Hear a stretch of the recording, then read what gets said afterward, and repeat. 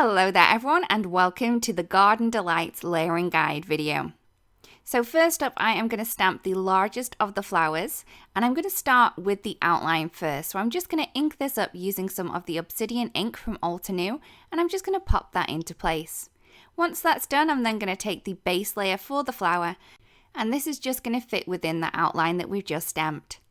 For this one, I'm going to be using the Pastel Sunrise ink. It's a really beautiful kind of blush pinky colour. So once that one has been stamped, I can then move on to the second layer. Now this one is going to fit into place into the outline, but it's going to line up mostly on the right hand side of the image. For this layer, I'm going to be using the Canyon Clay ink. So this is a darker shade of the colour that we've used before to add in that beautiful depth and detail. And then I'm just going to stamp that one into place. Once that one's done, I'm going to take the third layer, and this one's going to line up with the tips of the petals on the right hand side to add a darker colour there. For this one, I am going to be using the burnt red ink to add in those really dark shadowy spots to the petals. Once that's done, I can then go ahead and stamp on the flower centre.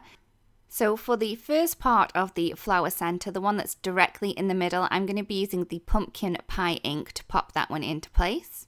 Once that's done, I can then take the second part, so this is going to go around the outside edge, and for this one I'm going to be using the Sicilian amber ink. Once that flower is complete, I can then move on to the second one. I'm going to be using the same colours as before. So for the outline, I did use the obsidian ink. I'm then going to take the base layer, which is going to stamp directly within the outline that we just stamped, and I'm going to be using the Pastel Sunrise for that one. Once that layer is done, I can then move on to the second layer. And as you can see, it's going to line up around those edges and also leave a darker centre too.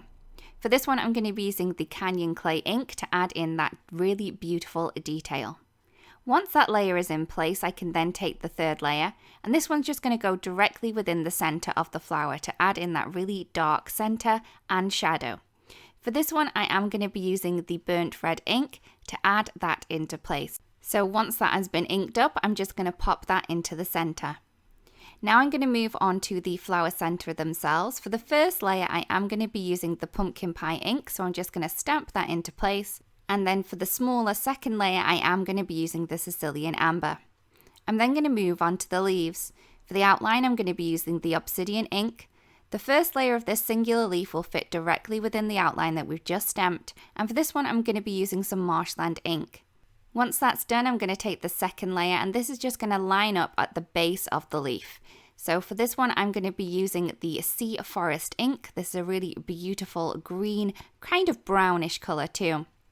So once that one is complete, I can move on to the second one. For the outline, again, as before, I have used the obsidian ink. And then the second layer, as before, again, I'm going to be using the marshland ink. And this is just going to fit directly within the outline that we've just stamped. Once I've done that, I'm then going to take the second layer, and this is going to fit around the outline again. And for this one, I'm going to be using the Sea Forest ink to add that darker shadow in there. Last but not least, I'm then going to take the third layer, and this is going to line up along that left leaf that we can see there, just on the edge. And for this one, I'm going to be using the mangrove root. So here is the layering complete. We really do hope this video helps. Thank you so much for watching, and we'll see you again really, really soon. Bye bye.